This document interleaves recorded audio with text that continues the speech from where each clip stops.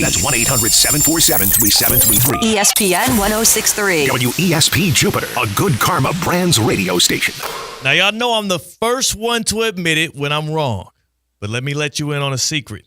The Pacers win last night only proves me further right. Live from the Anajar and Levine Accident Attorney Studios. The man your man could smell it. Theo Dorsey is theoretically speaking. But are you a different animal and the same beast? Streaming live on YouTube. You're gonna break up with me because of what I do on the radio? Here's Theo Dorsey. Good. Hey. Oh, I love it here. I love it here. I absolutely love it here. No, I'm not just talking about behind this microphone in the Evan Cohen studios at ESPN West Palm in downtown West Palm Beach, looking out at Rosemary Ave and City Place. No. Though it is a vibe, it is good. I'm also not just talking about, where we are in the NBA Finals as we watched an epic performance from the Thunder and the Pacers. And oh my goodness, HALIBURTON, slow your roll, brother.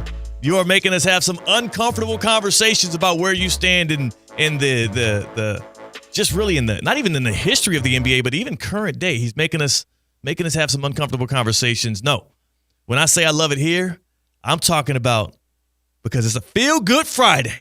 A feel-good Friday, June 6th. A feel-good Friday. Thursday is the best day of the week, but Friday has a different level of accentuation to the mood.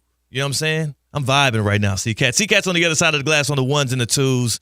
And you texted me right after the Thunder-Pacers game finished.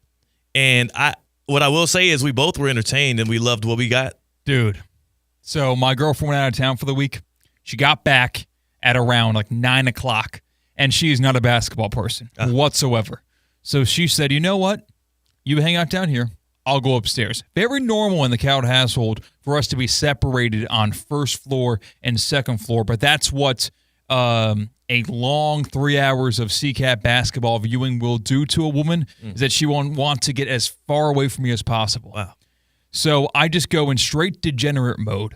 I take the Hawaiian shirts that I normally wear into work. I still had it on, didn't change into my jammies yet. You opened up the buttons. I opened up every single button. Woo!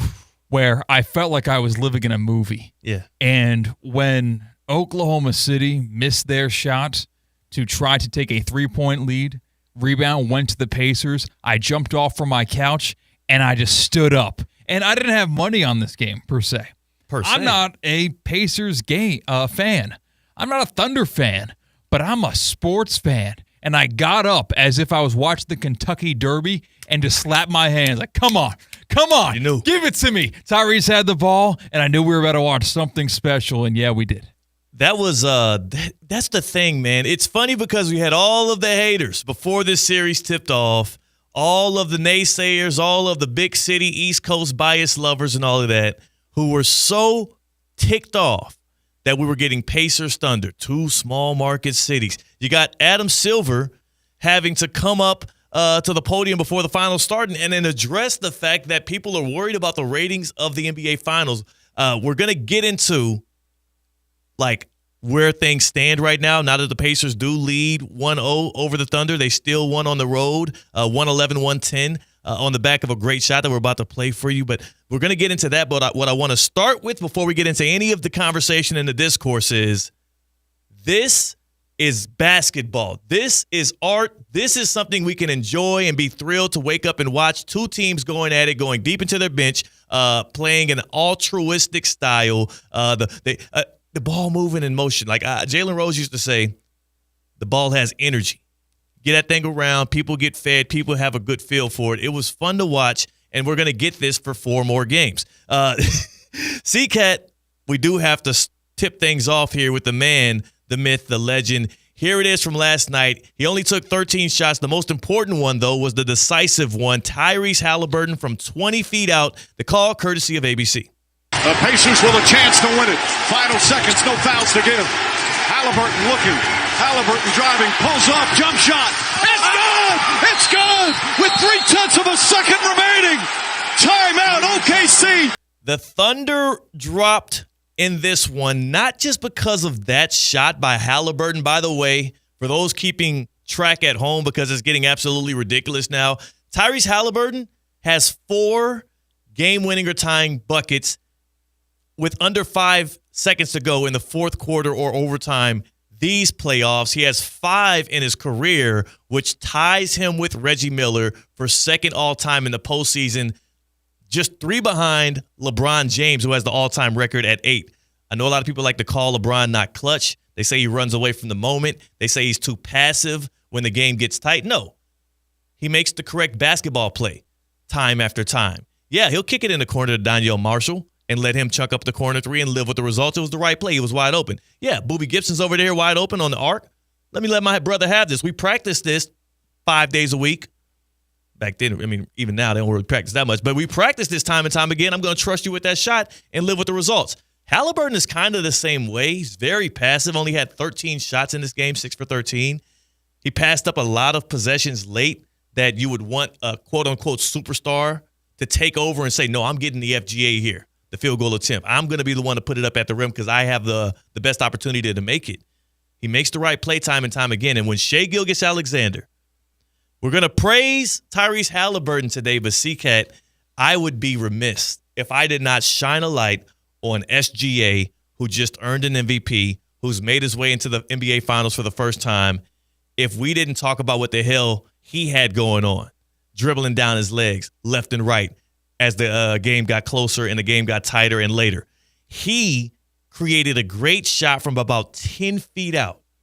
I mean, he was so close to the rim as the Thunder were already up by 1 here, and it was about 15 seconds left or so. He's so close to the rim that if he wasn't fading back, he could have damn near laid it up. He could have finger rolled it in. It was a fading shot. He clinks it off the back of the rim. The Thunder have the 1-point lead. The Pacers get the ball. They get it into the hands of Halliburton. And like you said, you with your chest and your tummy out, Hawaiian shirt just busted wide open.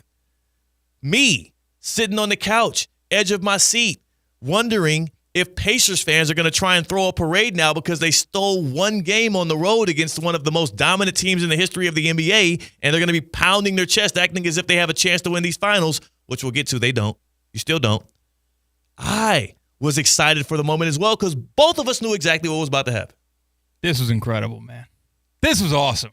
Like, this is why you tune into these games and you struggle through the first 3 quarters of this NBA Finals games. It wasn't that good. It was. There was no back and forth. They were never close. You never felt like the Pacers had a chance. Never had a chance. Until maybe 4.5 minutes to go where they broke that double-digit barrier and they just hung around and hung around and hung around, kept in that 6-point range.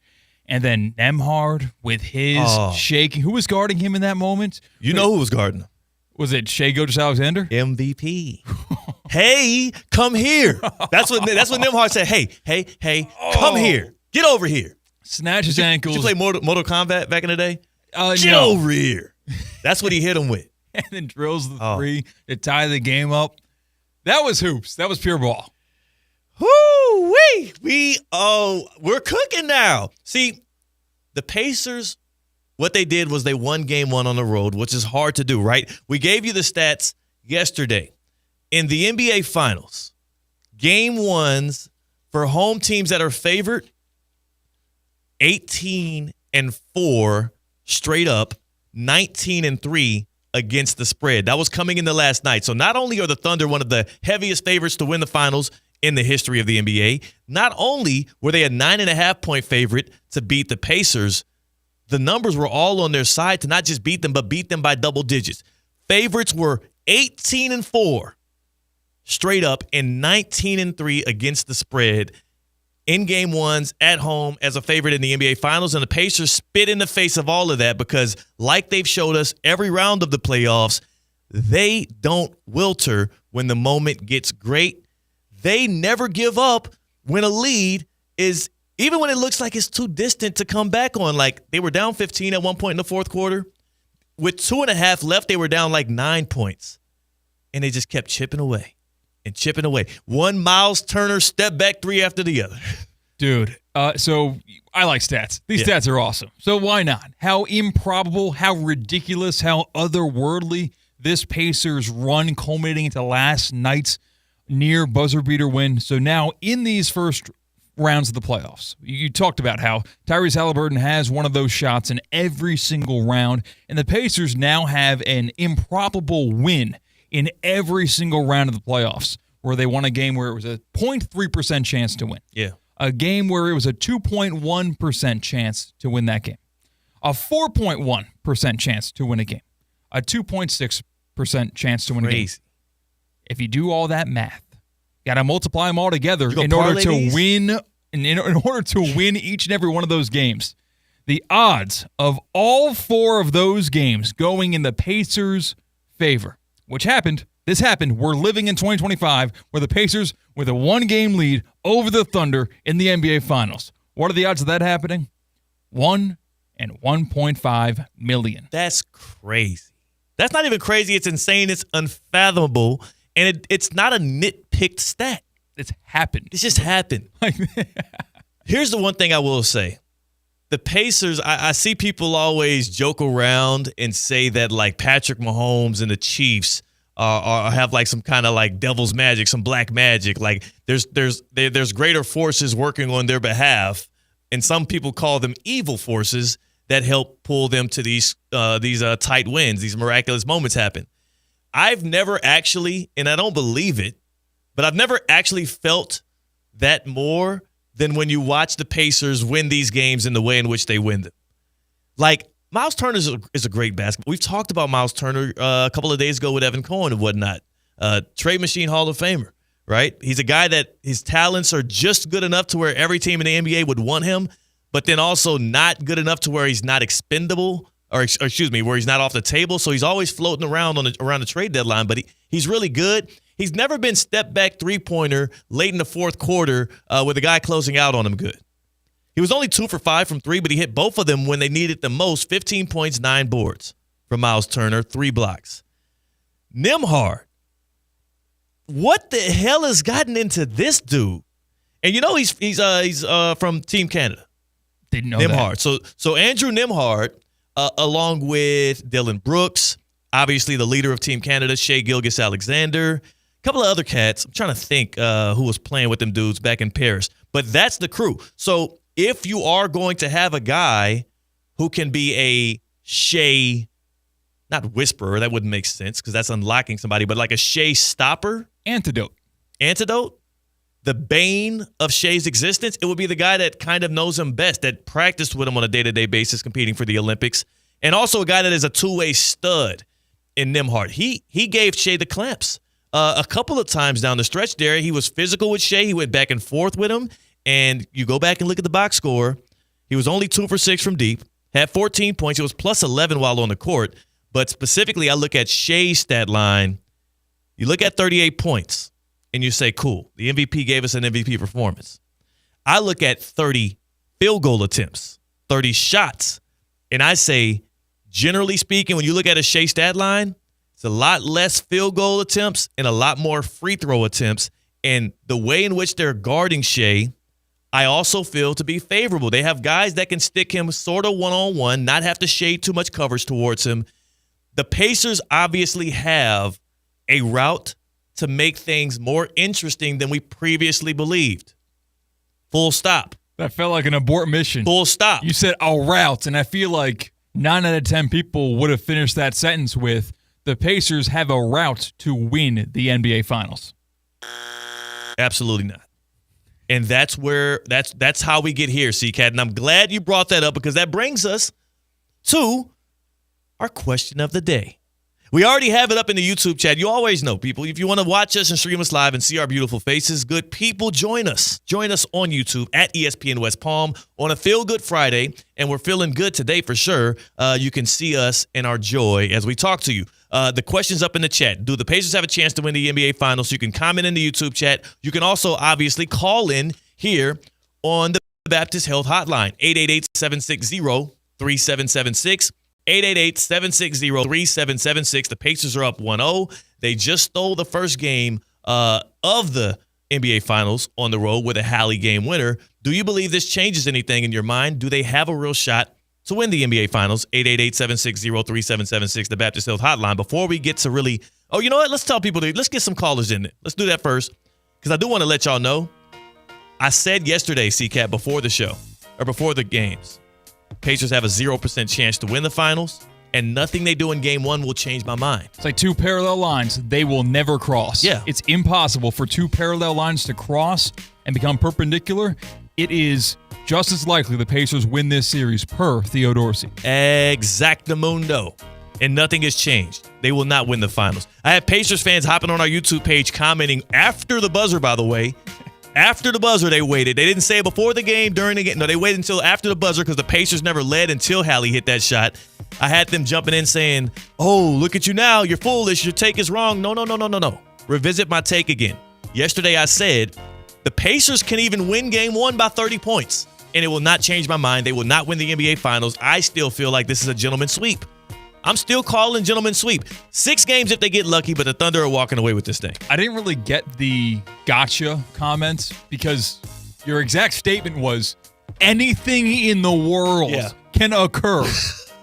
There could be a fault line under the court. It will open up, and the entire roster of Oklahoma City will fall in. And somehow, some way, OKC will still win the series. No. So after something happens, something being a Pacers win in dramatic fashion, that happened last night. That happened. And guess what? I said it could happen, and I said the Pacers are not winning the Finals, and they're having a parade. But you want to know why they're having a parade today? Same reason why Puma dropped them Tyrese Halliburton signature shoes before the NBA Finals started. They know the time is now to celebrate because it's not going to be fun going forward. I'm letting you know ahead of time. I've watched this Thunder team throughout this postseason and regular season. They're damn good. They have a lot of answers. 888-760-3776. 888-760-3776. Please jump in and join us, you good people. Call in on the Baptist Health Hotline. Are you experiencing foot and ankle pain and need to see an expert in the field? Baptist Health Orthopedic Care has a team of foot and ankle orthopedic surgeons and specialists who are regarded as leaders in their specialty. Visit baptisthealth.net/ortho to learn more today. Baptist Health Orthopedic Care combines its resources of experienced physicians and leading-edge treatments and technology to provide advanced orthopedic, foot and ankle, joint replacement, spine, and sports medicine care. Visit baptisthealth.net/ortho for more information today. Baptist Health Orthopedic Care has offices conveniently located in Palm Beach County through the Florida Keys. Learn more by visiting baptisthealth.net/ortho. CCAT, as much as I'm actively trying to correct anything that I feel I had incorrect previously. So if I say something and it's faulty and a new data point arrives and I say, maybe I was wrong, I will admit it immediately. You don't have to stick up for Theo in the past. Yeah, no. That guy's done. He's done. He's dead to me already. Yeah, this guy's dead. This guy's dead to me. But unless he was right, and then I'll bring him right back up. Asher is in West Palm Beach. Asher is joining us here on ESPN 106.3 on Theoretically Speaking. Happy Feel Good Friday to you, Asher. What's going on, my man? What's going on? Everything good? You know it's good, baby. It's good because it's a Feel Good Friday. It's also good because, I know the results of the NBA Finals already. I don't even have to watch them anymore. How do you feel? Did the Pacers change your mind last night? I mean, they've been changing my mind the whole playoff series. We got to start doubting them boys. Halliburton, I mean, he gets this. I know he has a moment where he just gets it going, and sometimes it just seems like I don't know if he's gonna have a good game, but somehow that Pacers team just stays in the game and he hits a big shot. So I mean, it's hard to go against them boys. I mean, I don't know. I mean, it's up in the air for me. I mean, could it be a gentleman's sweep? But I mean, you gotta press them. I mean, I just feel like every series teams just really don't play good defense against them for some reason. I think people still think he's underrated, but I think you're really gonna have to press them the rest of the series and really play some really good defense where he doesn't hit clutch shots like that. Yeah, but if he keeps hitting clutch shots like that, it's going to be a long series. You're exactly right, Asher. My question for you is, as a basketball fan, your favorite team's got the ball with 6 seconds to go. Do you want the ball in anybody else's hands in the NBA other than Tyrese Halliburton? I mean, the only other player I would want the ball in his hand is Steph Curry right now. But other than that, Halliburton has shown that he's clutch. I like it. Asher, I appreciate your call. Asher is good people. That's one of the homies. And what I will tell you, Asher, is you're right that Steph Curry I would take over Haliburton right now. But like just for that one possession. Yeah, for that possession. You're right. Now, Steph has done it less. But again, what I'll say is there's no wrong answer in that as well. I don't want to be facetious. I don't want to dismiss your question, CCAT, because it's a great question. He's proven himself to be one of the most clutch players in the history of the NBA playoffs, and he's only played like 30 games in his playoff career. It's kind of crazy. He's a unicorn. Like, this is something we have not seen before. And also, there can be a regression to the mean here. We do have a very small data set. And again, he's been big. He's been huge in those moments. I feel differently about a guy, a superstar, who is carrying the offensive load and then also comes up big in that moment. Tyrese Haliburton, if you watched the first 3.5 quarters and turned your TV off and went to sleep, you were like, dude was a no-show. I think with like 5 minutes left in the game, who was it that was it? It wasn't Reggie Miller, obviously. Who was it that said? Former NBA player on the broadcast, and now it's Richard Jefferson. Yeah, your guy. You got a Richard. CCAT, by the way, has a Richard Jefferson trading card as like some kind of memento. RJ. He's my guy. My favorite basketball player of all time. Okay, we'll make sure to get this to him so he knows that he has a fan somewhere. He's bald though, so do you think Tina hates him?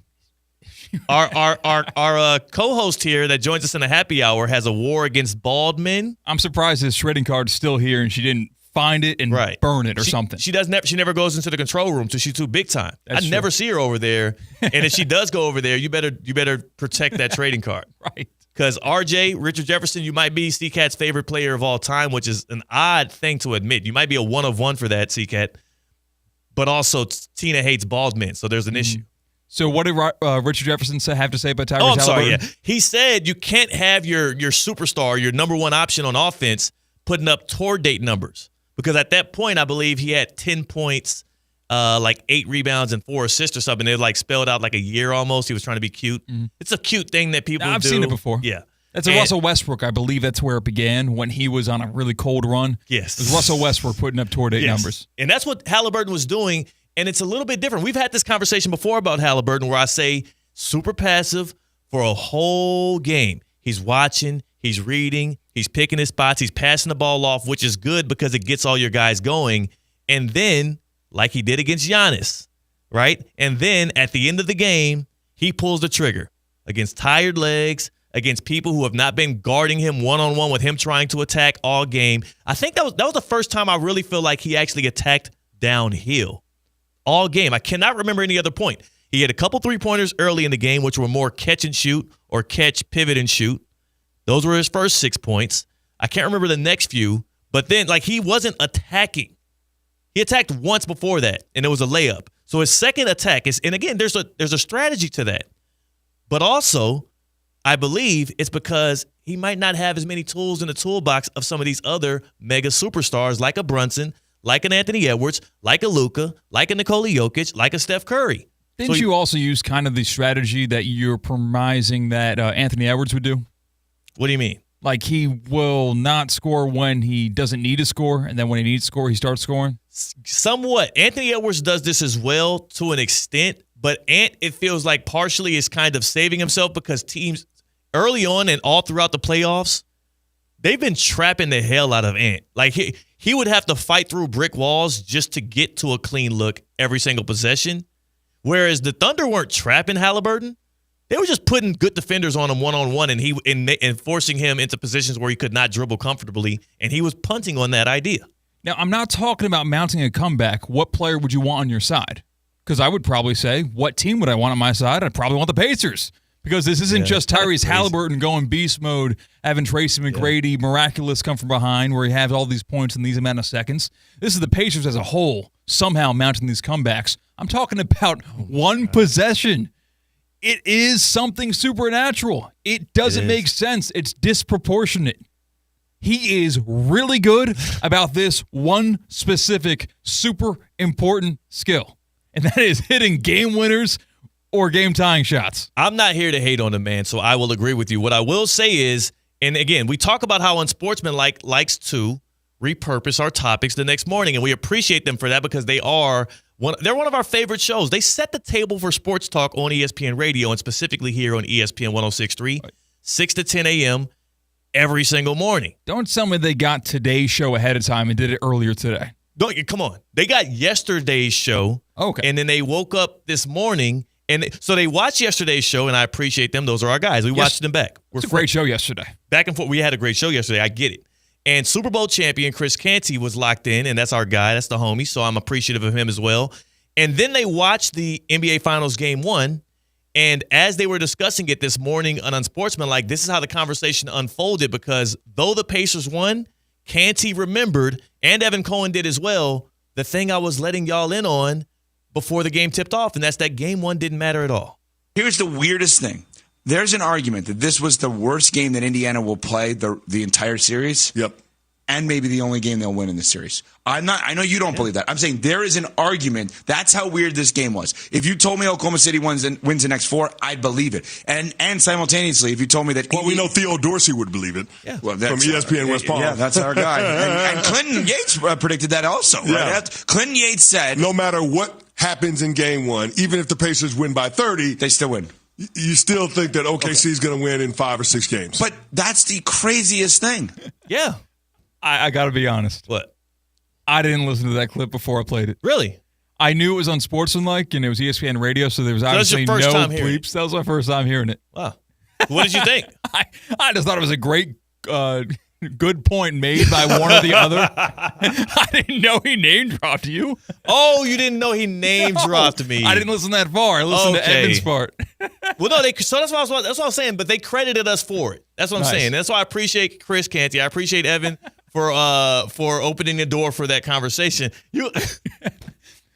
I just thought it was a great. We play their audio a bunch in this show. I see what you're saying. You thought it was just one of those times where he said something that sounded like something I said. Yes. And you thought I was just stealing. No, I was serious when I said that. Unsportsmanlike. We're locked in. Nice.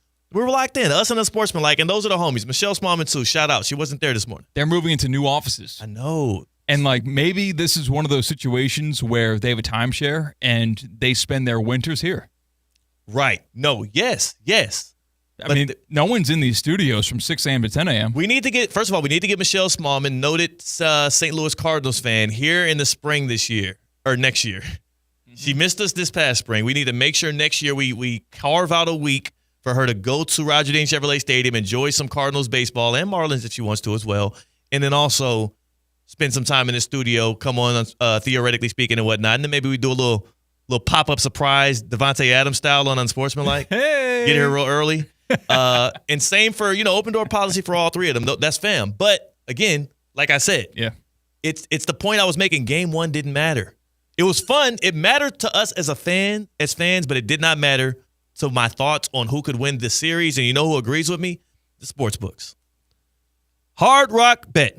Looked on Hard Rock Bet to see if the odds shifted in the Pacers' favor. I mean, the winner of Game 1 in the NBA Finals, C-Cat, wins the NBA Finals 75% of the time. Wow. Yeah, it's pretty hefty in favor of the winner. Well, let me check then. So if they win it, so that's pretty good odds. Let me see Hard Rock Bet here, NBA Finals.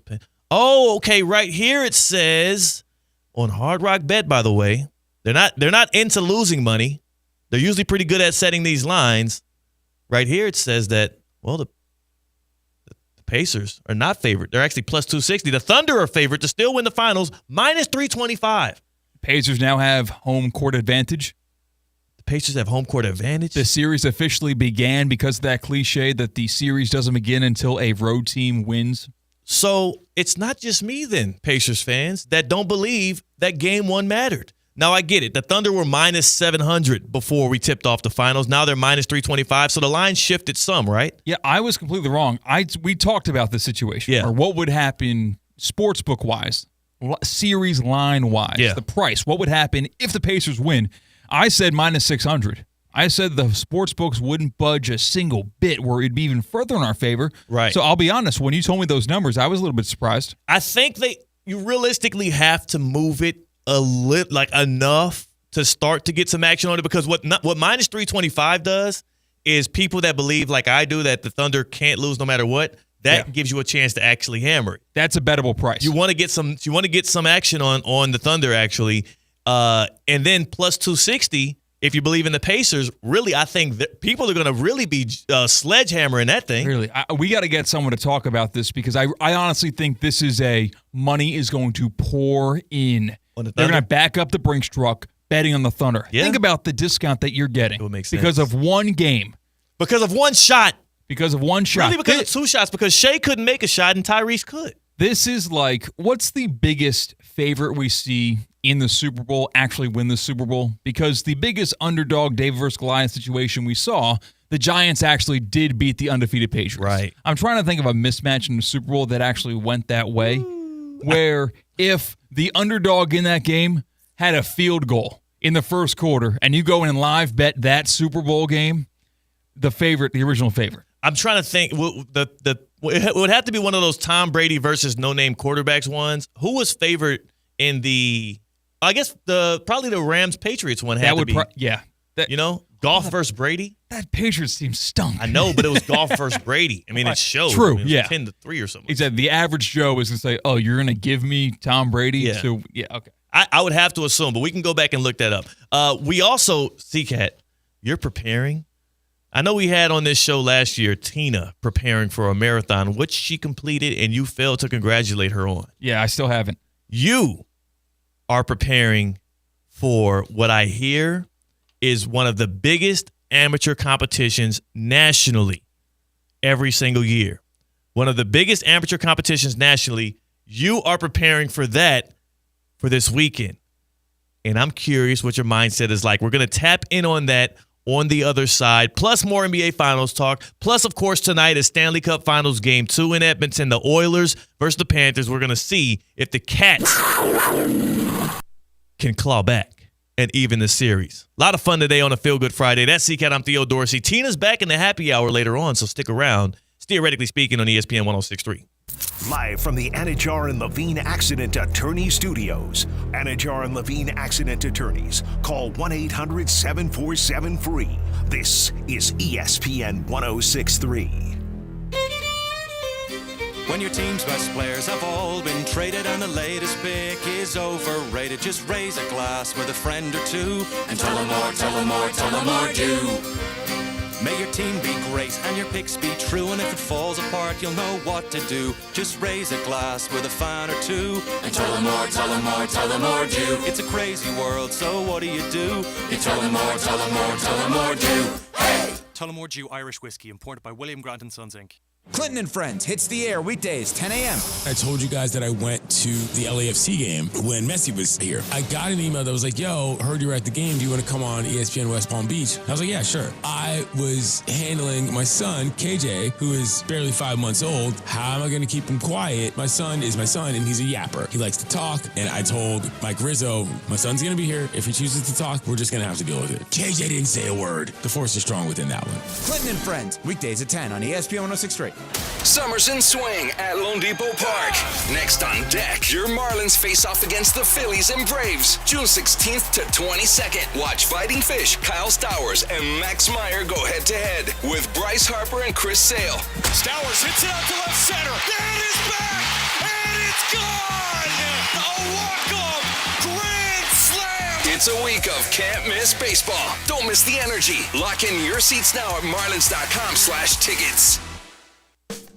Looking to elevate your brand?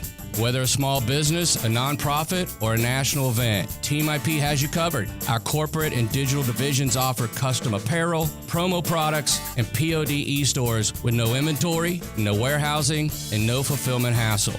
Just thousands of brands and options at your fingertips. We're proud to be partners of ESPN West Palm, and we're ready to be on your team. Visit teamip.com, where teamwork makes the dream work. Good Karma Brands is proud to be an equal opportunity employer. Our policy is to provide equal opportunity employment, development, and advancement to all current and potential teammates. If you are an organization that wants to learn more about careers with Good Karma Brands, please email careers@goodkarmabrands.com.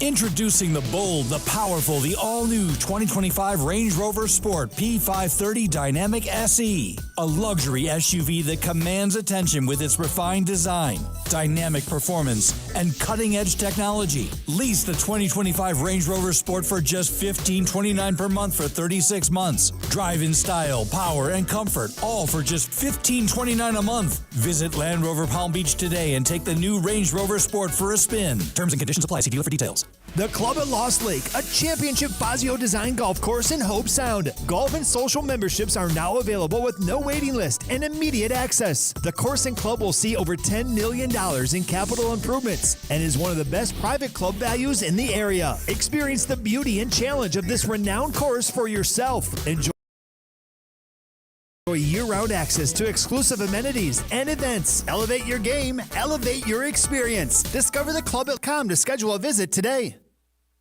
As market dynamics change, the quality of service you receive from your accounting firm shouldn't. Anshin Accountants and Advisors take the time to get to know you and your unique circumstances to help resolve complex issues and develop innovative tax and accounting solutions tailored to meet your goals. If you're a high net worth individual or business owner eager for a strategy to maximize tax savings, let Anshin deliver where others can't. Visit anchin.com. Anshin Accountants and Advisors, recalculating what's possible. The Unlimited Auto Wash Clubs with 6 locations, perfect for an occasional wash. Or enjoy unlimited inside and out washes starting at just $49.95 a month. UnlimitedAutoWashClub.com. Call 561-WASH-ME-TOO.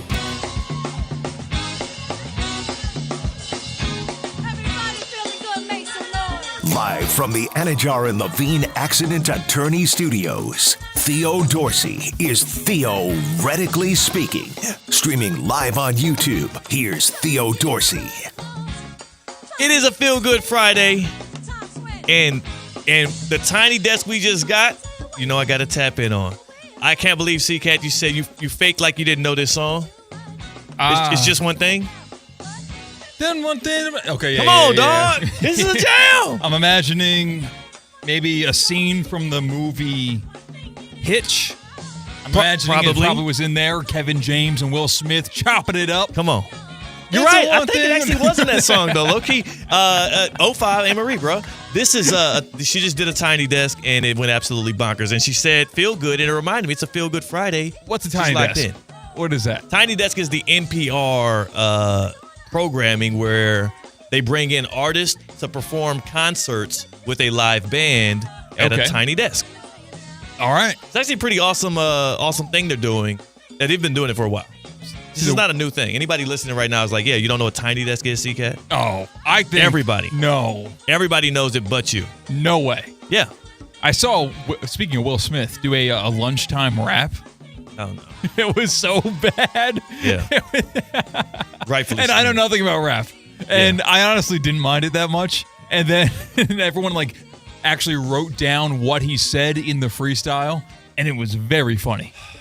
I was a huge Will Smith fan growing up, especially for him off of Fresh Prince of Bel-Air. I used to emulate him in the hallways of elementary and middle school and whatnot. Huge Will Smith fan.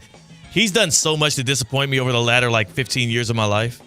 Love the movie still. I will watch any Will Smith movie. Still my favorite actor of all time, but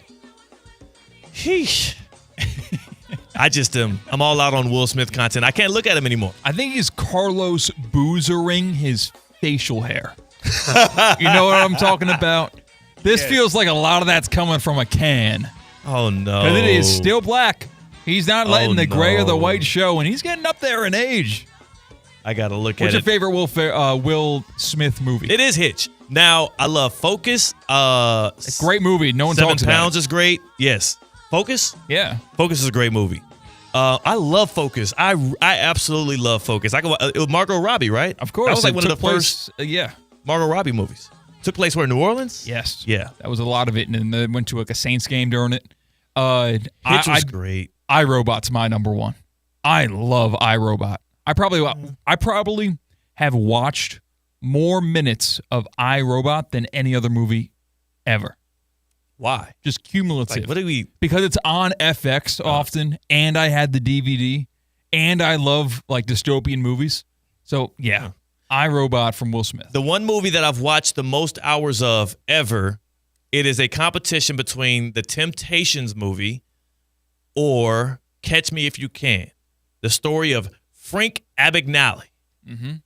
Frank Abagnale Jr. I've only seen it once. Leo DiCaprio, Tom Hanks. Great, excellent movie. I got it on DVD. You know what's funny? Leonardo DiCaprio. Leonardo DiCaprio. Yeah. Sheesh. What was that? I don't know. Am I having a stroke? Yeah, that was. And I said it twice. Yeah, in confidence. And You were kind of way- confused he's as to way why too I'm giggling famous. over here. That's a big word for Elmo. It's that was embarrassing. Mm-hmm. It's Feel Good Friday. You got me feeling bad. Well, you know what is good? What? These days? Mm-hmm. Your golf game, I would at least hope. Oh, thank you. C-Cat, you are practicing hard at the game of golf because you have a huge amateur tournament that you're going to be playing in this weekend. But where are you working to get better at golf right now? We're going to the Kaiser University Golf Coaching Come on, Center that's the place because to there's so many ways to actually improve your game, whether it's with the massive putting green, the indoor training area, so it does not matter if it's thunderstorming outside. It does not matter if there's a lot of dew on the grass outside. It is always completely and totally perfect indoors to get your game right. They have the private classroom. They have cutting-edge video and ball flight analysis technology, so you train like a tour pro. Listen, we're living in the vicinity of so many tour pros. Train like them right here in West Palm Beach. Kaiser University Golf Coaching Center is in the heart of Palm Beach County off I-95 and the Turnpike. You can find out more information at kaisergolfcenter.com. And if you've ever been to a Kaiser football game, of course, they're an NAIA national champion, Kaiser Seahawks. You can see the driving range right there over the bleachers from the away team. And the putting green. Yeah, that's there too.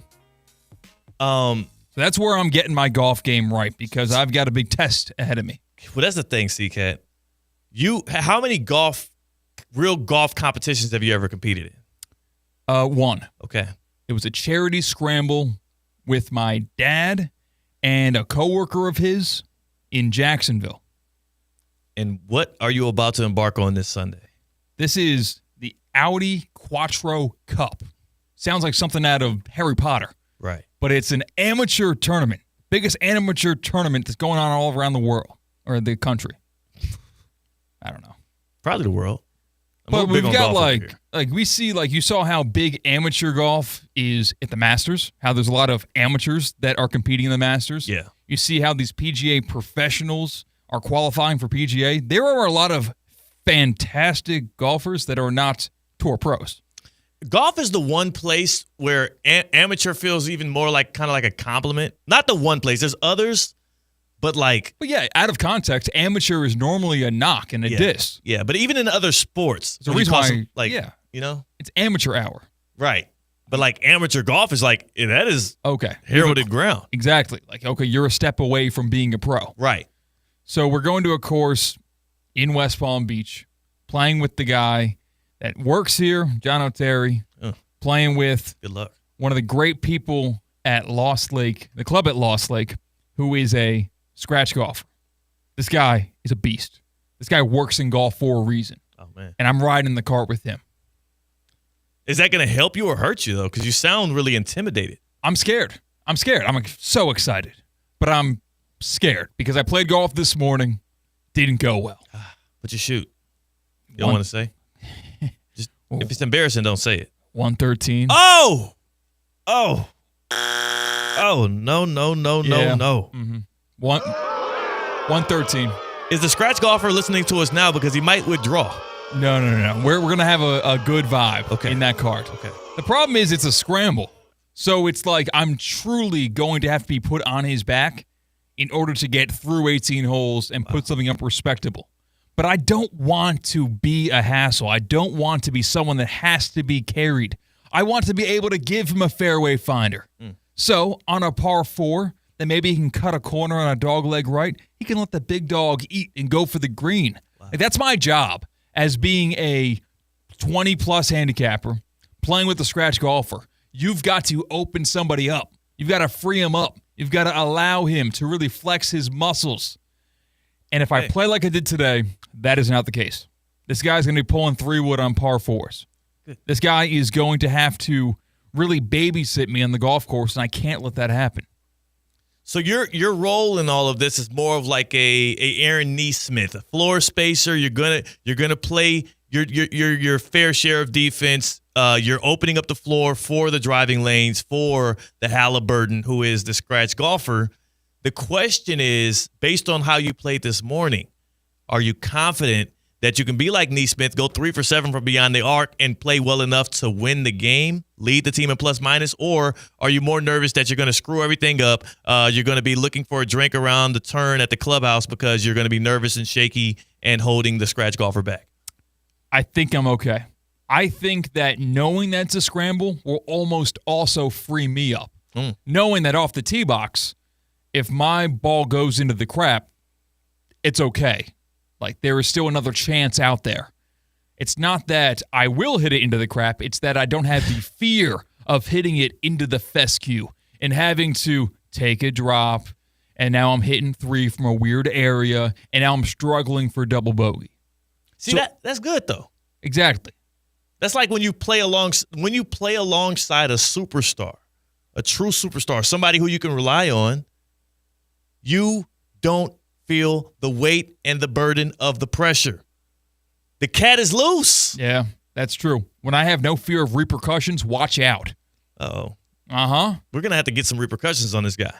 Unchained and unhinged. Yeah, I don't like that. A fearless cat is good. A cat without repercussions, that's an alley cat. We can't have alley cats around here. So how do I approach the scratch golfer? Please. This guy's a good friend of our company's.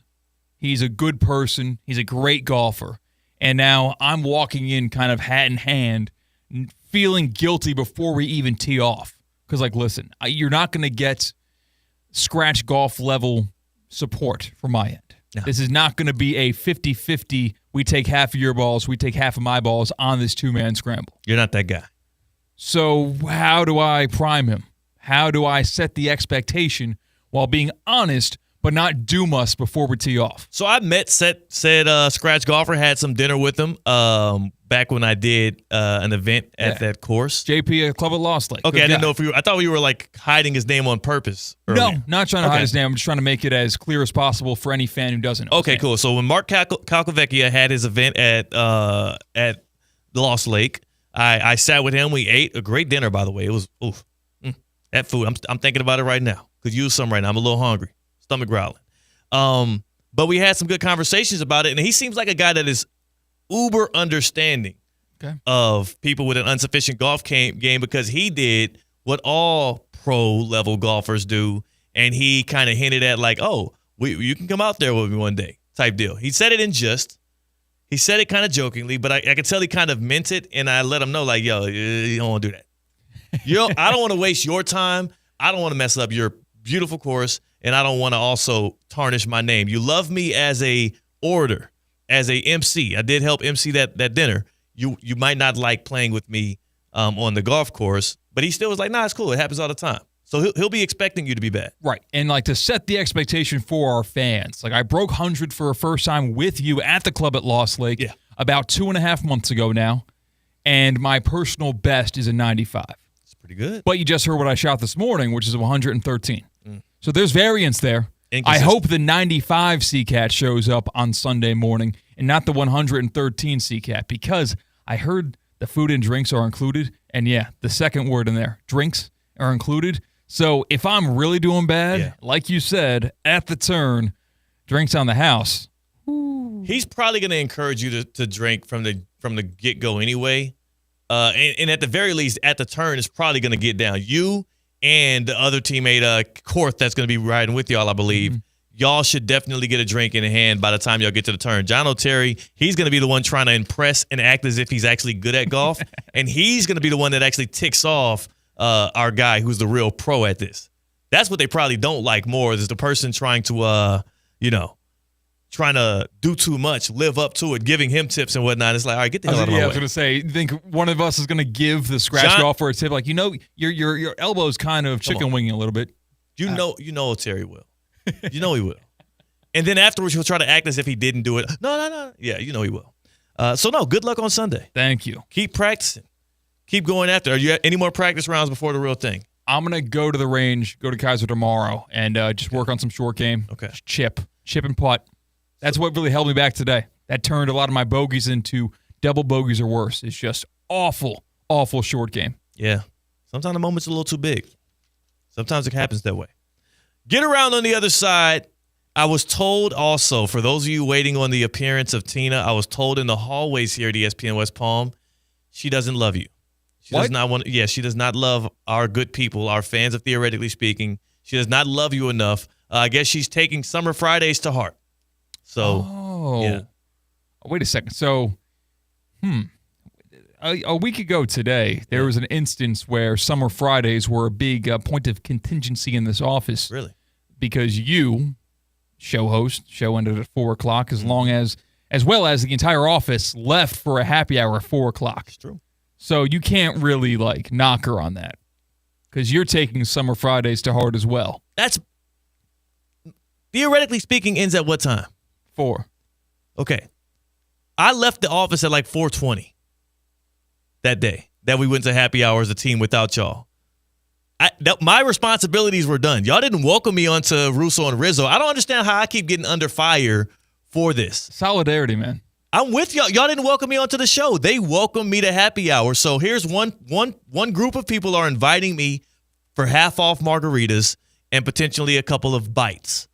The other group of people aren't doing anything at all. You're just doing your show per usual. If y'all would have said, hey, Theo, can you stay behind? We want to talk about we want to talk a little hoops. We want to talk a little Aaron Rodgers. I would have been like, yeah, sure thing. We'll see. Well, Tina is not going to join the show. She's not going to join the show. I think she's headed to Sunrise. Going to the Panthers watch party. Panthers watch party in Sunrise. Game 2 of the Stanley Cup Final tonight. You can listen to Russo and Rizzo after us. They will be at Amaret Bank Arena. After them, you're going to hear a specialty show with more Russo and Rizzo from 6 to 7:30, which leads right into our pre-game coverage right here on ESPN 106.3. Game 2, Edmonton Oilers, Florida Panthers, part 2 of last year's Stanley Cup Final. We'll see if the Cats can even the series. On the other side of Get Around, that's C-Cat. I'm Theo Dorsey. We are Theoretically Speaking on ESPN 106.3. Live from the Anajar and Levine Accident Attorney Studios. Anajar and Levine Accident Attorneys. Call 1-800-747-FREE. This is ESPN 106.3.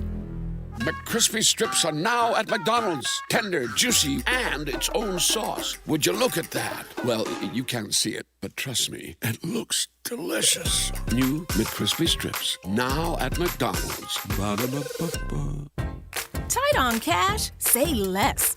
McDonald's under $4 McValue menu comes through. Indulging your sweet tooth or craving something savory? Tired of the same old, same old? Pick from your favorites like a creamy vanilla cone for $1.50 or a small frappe like rich caramel or chocolatey mocha for just $3.50. Quick snack breaks to late night cravings and everything in between. Mickey D's comes through. Ba-da-ba-ba-ba. Prices and participation may vary. Cannot be combined with any other offer or combo meal. McCrispy strips are now at McDonald's. Tender, juicy, and its own sauce. Would you look at that? Well, you can't see it, but trust me, it looks delicious. New McCrispy strips, now at McDonald's. Ba-da-ba-ba-ba. Mike Rizzo here with the Sports Business Minute presented by the FAU MBA in Sport Management Program. The UEFA Champions League final featured PSG and Inter Milan. PSG Paris Saint-Germain dominated the game 5-0. It was the largest victory in a Champions League game in the history of the UEFA Champions League, and people all across the world were celebrating. According to Fanatics, more PSG merchandise was sold in the 12 hours after a win than the previous 3 months combined. Fans from 70 countries went to the official PSG online store to buy merchandise. Soccer truly is the world sport. This is the Sports Business Minute presented by the FAU MBA in Sport Management Program. Accelerate your career in sports with the program committed to developing top-notch executives and managers with a focus on the job placement for students and graduates. The FAU MBA in Sport Management Program. ESPN 106.3 is your home for live sports presented by Hard Rock Bet. Home of the Miami Heat, now the new home of Inter Miami. Catch all the games and the biggest matchups throughout the week right here on ESPN 106.3. Hard Rock Bet, it's Florida's official sports book. Try Hard Rock Bet now and receive up to $100 back in bonus bets if your first bet does not win. Hard Rock Bet, roll with us. It's offered by the Seminole Tribe of Florida. Must be 21 plus and physically present in Florida the wager. Terms and conditions apply. Concerned about gambling, call 1-888-ADMIT-IT. Hey, Steph Prince here, General Manager of ESPN West Palm, to tell you about a team that has meant a lot to me and this community for a long time.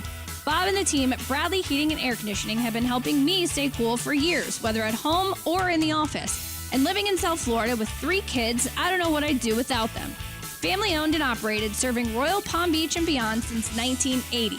Let the knowledgeable and trained team at Bradley help you with your residential and commercial needs, installation, repair, seasonal maintenance, upgrades of all makes and styles and models of HVAC equipment, and so much more. Bradley Heating and Air Conditioning does things right the first time and makes the process smooth, stress-free, and most importantly, keeps you cool. Give them a call at 561-793-7497.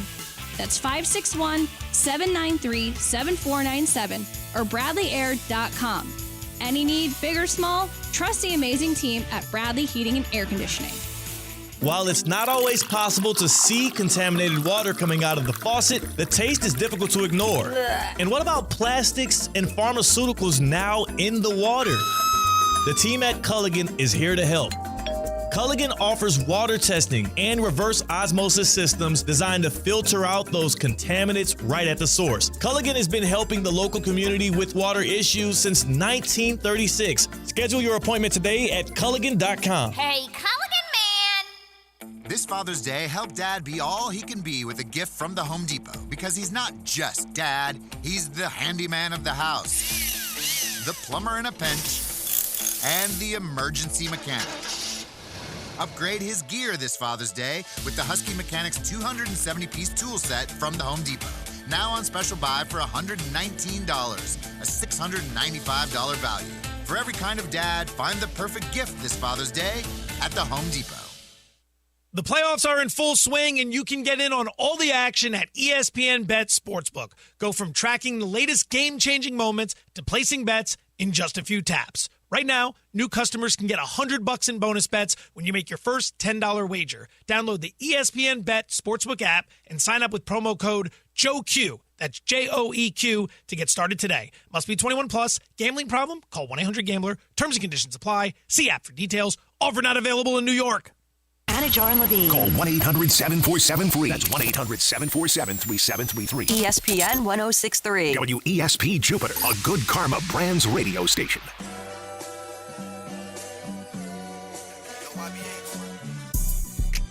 Live from the Anajar and Levine Accident Attorney Studios, Theo Dorsey is theoretically speaking.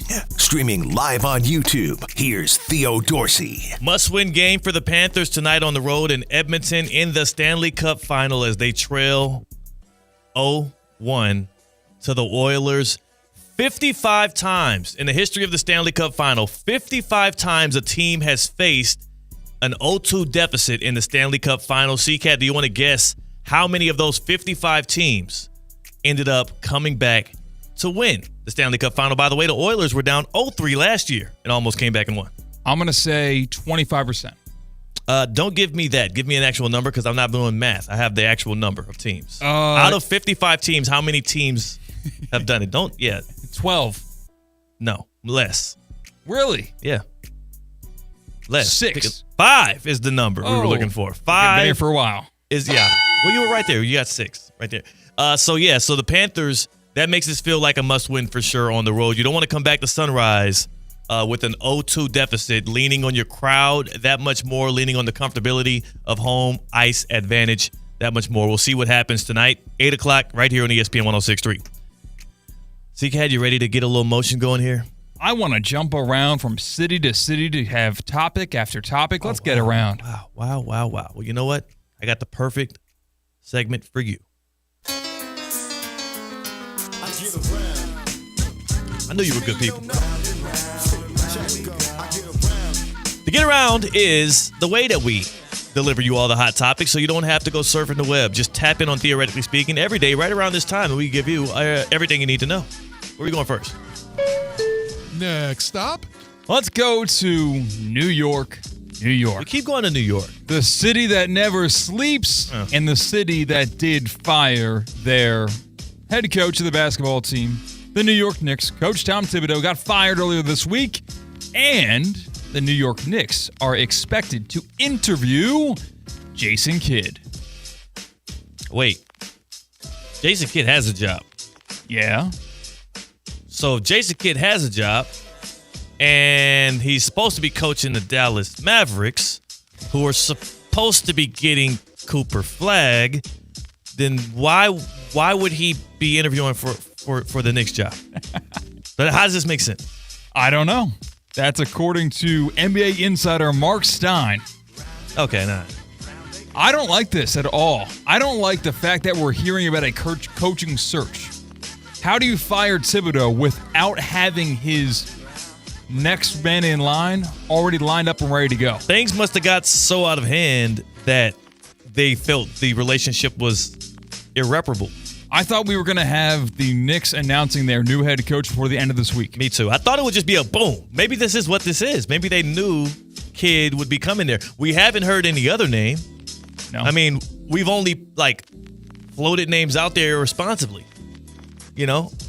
So maybe this is their guy. We've only heard Jason Kidd be reported. And again, Jason Kidd is a man who is employed right now.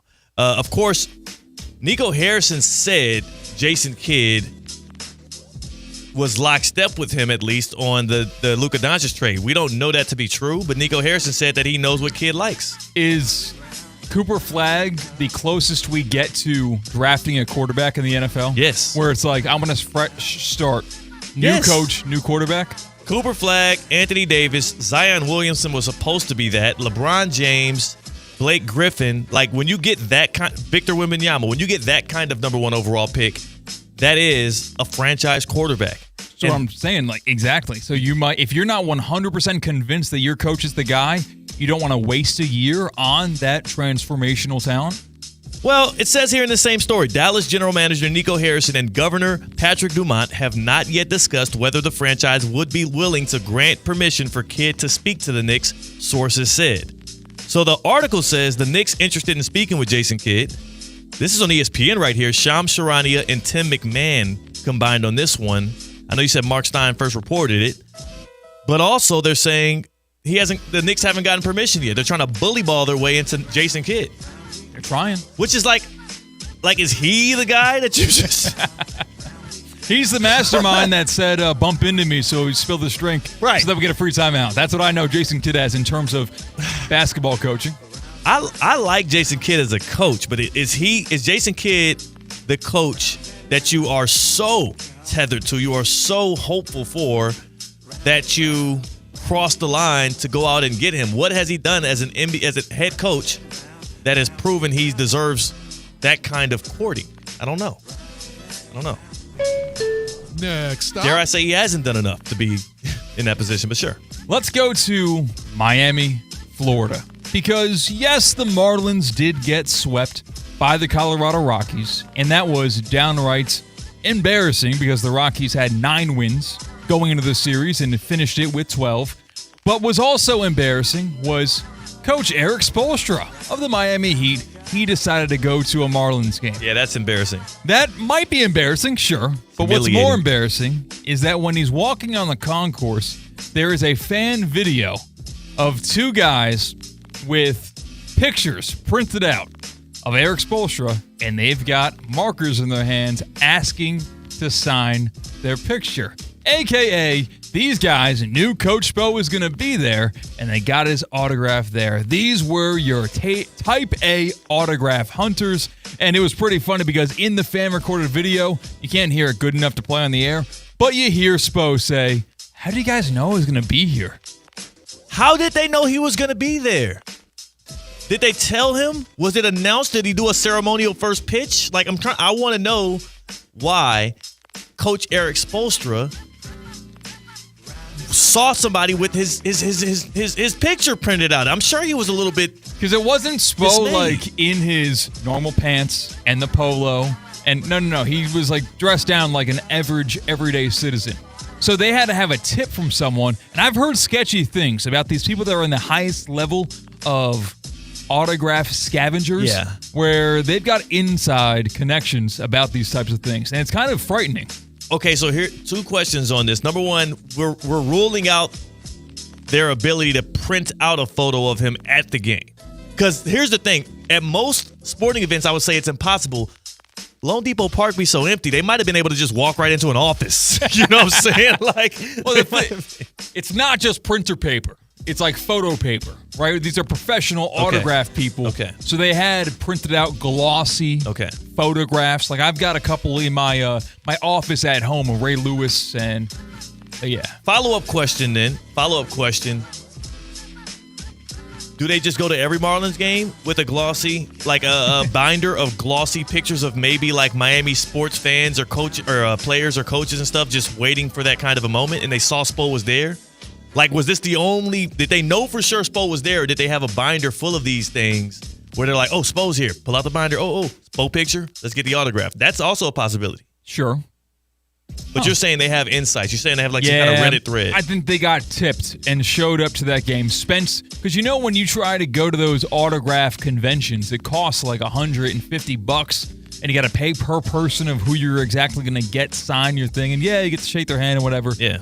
I think these guys spent the $3.50 it costs to get a seat at the Marlins game. They're charging you $3.50 now? What the hell? You can get $2 just last week? Is this inflation? Are there tariffs on tickets? No. What the hell is happening? It's because they lost. They had the Rockies. I thought maybe their record improved, but it didn't. It got worse. You had a better chance of seeing a win. It's almost like one of those situations. It was a squash match. And then you didn't. No. Okay. Well, congrats to them. They got the autograph and a moment on camera.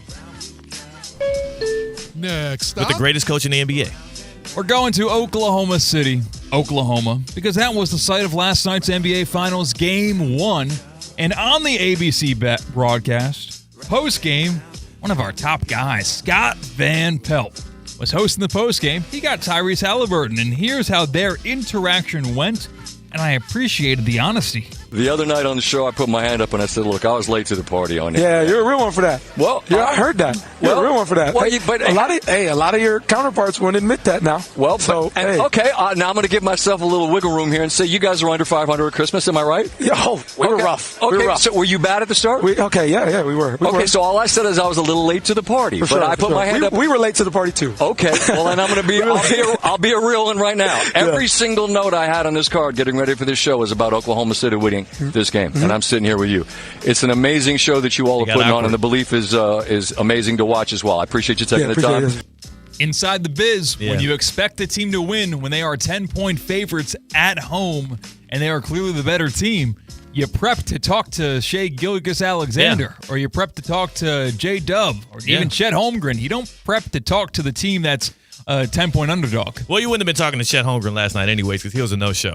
But yeah, you prep to talk to the winners, and that happens all the time. Ask a beat reporter who is writing on deadline for a big game, and you have most of your story written before the third quarter even tips off. You have most of your story written even, again, before the final frame. Now you're just trying to fill in the gaps with what you're going to, like final stats and whatnot, and quotes.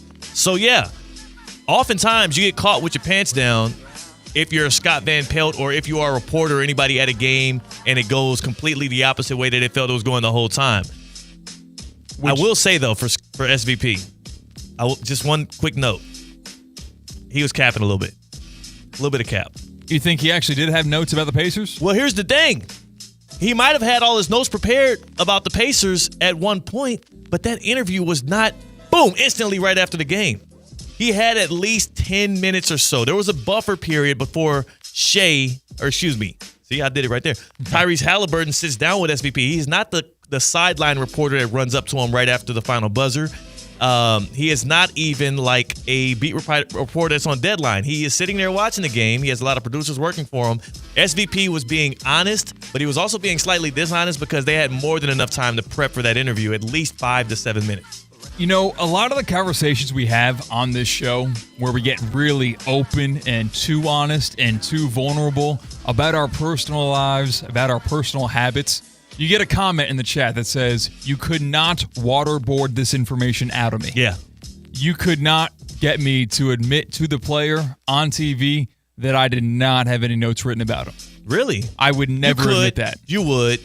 It's the finals. It's a genuine conversation, and it's honest. And he knows they were losing most of the game. Now, what I will say is Halliburton definitely, his mood switched when SVP said that. If you watch that video back, it got awkward after that. Scott Van Pelt noticed that, and he had a quicker and more abrupt ending to that conversation than I'm assuming it was. It was all flowery and fun, and remember I didn't like y'all as much, and then it kind of got sharp at the end because I don't think Halliburton liked hearing that, and I think that's going to be another little chip on his shoulder. He's going to take that personally, like MJ would say. Overrate that. Yeah. Overrate that. By the way, he missed his mark. Halliburton missed his mark. He had a great opportunity to do the drop on, it was the shoes. He just had his signature shoe dropped. He had a great opportunity to do it on the mic a million different times, even right there with SVP. He forgot to do so. And you'll see him, if you're watching us on YouTube, you'll see him next to his nice little pink Halliburton ones. Hibiscus or whatever. It's a street down here in West Palm. He missed the mark on saying it. Then he tweeted it out afterwards. It's got to be the shoes. That, I guarantee you, pulling the curtain back on SVP. How about we pull the curtain back on Halliburton? Puma was blowing his phone up with messages like, you better say something about the shoes. He read that when he was done with all of his media availability, and then he tweeted it out. Huh. Yeah, that had to be what happened. That was the process. Why would you not give a plug to the Hibiscus Puma? By the way, elite shoes. I love them. You gonna buy them? No. Absolutely not. You know what? If the Pacers somehow, some way, by God's grace, by only the grace of God. If that fault line that we talked about now, where one opens up and all the Thunder players fall into it and are trapped for 3 months. And the Pacers end up victorious, then that will be what I would do. To eat crow, as our guy Mike Rizzo likes to say, and to eat my words, if the Pacers find a way to win it, I will buy some Halliburton ones or hibiscuses. Or hibisci? Yeah, I think they are Halliburton ones, but the colorway that he's sporting is the hibiscus version. It's a beautiful shoe. I got to give him that. And they looked great on him as he won game one. And that will be the only game the Pacers win this NBA Finals. The happy hour's next on ESPN 106.3 on Theoretically Speaking. Live from the Anajar and Levine Accident Attorney Studios. Anajar and Levine Accident Attorneys. Call 1-800-747-FREE. This is ESPN 106.3. Are you one of those people that just can't focus at home? The dog barks, the kids are screaming, and you're thinking, how am I going to get all of this work done? Working from home can be distracting, but Intelligent Office is here to help you focus. They offer quiet and affordable private office and meeting spaces in Palm Beach Gardens to help you get your work done. Call 561-472-8400 or visit intelligentoffice.com to reserve an office today. While it's not always possible to see contaminated water coming out of the faucet, the taste is difficult to ignore. And what about plastics and pharmaceuticals now in the water? The team at Culligan is here to help. Culligan offers water testing and reverse osmosis systems designed to filter out those contaminants right at the source. Culligan has been helping the local community with water issues since 1936. Schedule your appointment today at Culligan.com. Hey, Culligan man! The Unlimited Auto Wash Clubs with 6 locations, perfect for an occasional wash. Or enjoy unlimited inside and out washes starting at just $49.95 a month. UnlimitedAutoWashClub.com. Call 561-WASH-ME-TOO. Welcome into the Kaiser Sports Update. I'm Cade Shumsland. With the athletic calendar officially closed, the Seahawks look to the offseason. Their first order of business, the new women's basketball head coach. The Seahawks posted on Tuesday, quote, Kaiser Director of Athletics Chris Swager announced on Tuesday the hiring of Matthew Strickland as the next head coach of the Kaiser women's basketball program, end quote. Strickland comes to West Palm after a 1-year period coaching women's basketball at Chandler Gilbert Community College in Arizona. And before that, he led the LSU Shreveport women's basketball team to 3 NAIA tournament appearances in 4 years, along with 2 conference championships. Back on the golf course, the Women's Golf Coaches Association named women's golf head coach Brandon Miller as the WGCA National Coach of the Year, along with Sophia Sindersberger as Freshman of the Year. For more Kaiser Athletics scores and updates, head to KUSeahawks.com. Get ready to elevate your driving experience with the all-new 2025 Range Rover Velar P250 Dynamic SE. A stunning blend of luxury performance and technology that will make every drive unforgettable. Right now, you can lease the new Velar for just $809 per month for 36 months. Yes, only $809 a month for a luxury SUV that sets new standards on the road. Visit Land Rover Palm Beach today and take advantage of this incredible offer.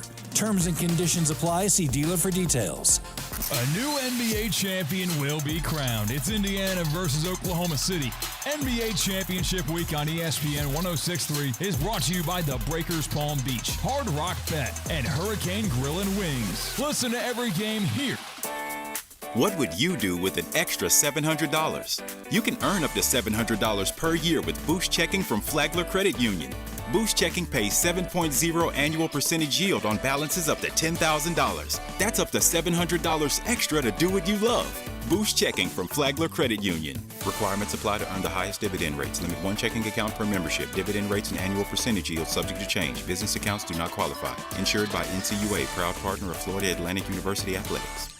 Duffy's Sports Grill is raising a glass to the class of 2025. Every graduation deserves a party, and Duffy's is the place to celebrate. Reserve your spot now and let Duffy's handle it all. With private party spaces, party platters, and custom menus for groups of 12 or more.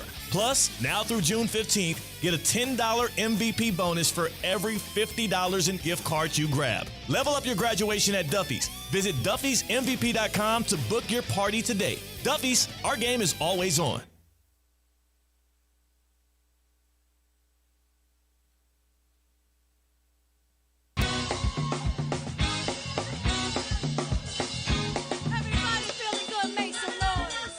Live from the Anajar and Levine Accident Attorney Studios, Theo Dorsey is theoretically speaking. Streaming live on YouTube, here's Theo Dorsey. That's right, we are.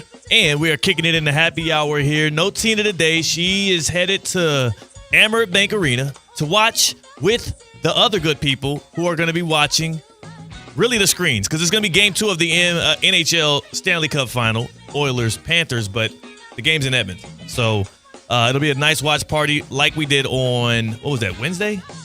Yeah. It was Wednesday because today's Friday. Feel Good Friday. So stay tuned in here on ESPN 106.3. We'll have the Panthers coverage tonight. And we have a specialty show leading in. Russo and Riz are going to be leading that, the Final Hunt. We also are coming off of what was an electric Game 1 of the NBA Finals. Now, just a little history lesson for you all here. Many people remember one of the most iconic images in the history of the NBA. Now, I'm gonna test your NBA history here, C-Cat. Please. Tyronn Lue, before he was known as a championship-winning head coach with the Cleveland Cavaliers and now with the Clippers, Tyronn Lue was on the actual Los Angeles Lakers as a point guard. Do you remember what iconic photo Ty Lue was involved in? That people, it's just right there. The Allen Iverson step over. Yes. Do you remember what stage that was on? That was in the NBA Finals in Game 1. Game 1 of the 2001 NBA Finals when the underdog Philadelphia 76ers faced off against the Los Angeles Lakers. Now, AI had a historic game in that one. It wasn't just a step over. There's a reason why he stepped over Ty Lue, is because he walked all over them that night. 48 points, 6 boards, 5 rebounds, or 6 assists, 5 rebounds. Much better game than what Tyrese Halliburton had, but of course Halliburton had the game winner last night. The Sixers won Game 1, shocking the world. C-Cat, do you remember what happened after that? The Lakers won the series. 4 straight. Oh. 4 straight by the Lakers, by the way. They won the series 4 straight. And like we predicted before the series started, wasn't even really that close. That's what I'm saying is going to happen now. Game 1 was amazing. It was epic. I loved what I saw out of the Pacers. They were hitting shots at a miraculous rate. Miles Turner, Obi Toppin had 5 threes. And then Tyrese Halliburton only took 13 shots, but he made the biggest one of the night. The Pacers won 111-110. They stole home court advantage. Game 2 Sunday in Oklahoma City. The Thunder are going to rout the Pacers. And I do believe they're going to run off 4 straight wins, a gentleman's sweep. But that is not to discredit what we saw happen last night. Because that was pretty cool last night. It was really fun. The Pacers made the NBA Finals relevant. The Pacers made the NBA Finals fun. Name your favorite moment from last year's NBA Final. Um, Exactly. Brian Windhorst going ether on Luka Doncic after it was over? There's no defining moment of that finals. It was absolutely a bore. We already have a pivotal moment from this one. This NBA Finals has already surpassed the thrill, the enjoyment, the entertainment of last year's one. Yeah, the happiness I got out of one game in this NBA Finals is greater than the combined amount of happiness from every other Finals game last year. So to that, we applaud the Indiana Pacers. You will not win a championship, but you have won our hearts. I'm not closing the door. You have won our hearts. You said we applaud? We applaud them together. I'm just saying, and then I changed it to just me. Okay. Now I'm saying they will not win a title. But what I am saying is they did win this title, and it was Tyrese Halliburton making the game. Shut up. Tyrese Halliburton making the game-winning shot. You're not going to win a championship, but you did win the EDS Air Conditioning and Plumbing Coolest Moment of the Week. Time now for the coolest moment of the week. Presented by EDS Air Conditioning and Plumbing. EDS is yes. It's a new verb. It's called Halliburton. They're not going to call a timeout. Halliburton has it with 3, driving with 2, pulling up, and hitting with 0.3 of a second to go. How many more times can this team do that? I'm not sure. That's a good question, and that was courtesy of the Pacers Radio Network. But what I can tell you is it doesn't feel like anything I would bet against. If the games keep being close, the Pacers are going to have a chance at squeezing it out in the end, because not only did he Halliburton, or was Tyrese Halliburting in that game. Is Halliburting the verb that defines where you're like a no-show for most of the game, and then at the end when it matters the most, you pull up and you're great? I think so. I've heard a lot of jokes and quips and puns with the name Halliburton. I haven't heard Halliburting yet. I've been Halliburting lately. Okay. I've been Halliburting. All throughout the day, been mailing it in, woke up late, snoozed 3 times on my alarm clock, woke up so late, couldn't take a shower. I'm a little musty going into work. I forgot my belt, so my pants are kind of hanging down a little bit. Was late to the mic to start the show. I've been Halliburting all day. But then, right when we got to the happy hour, boom.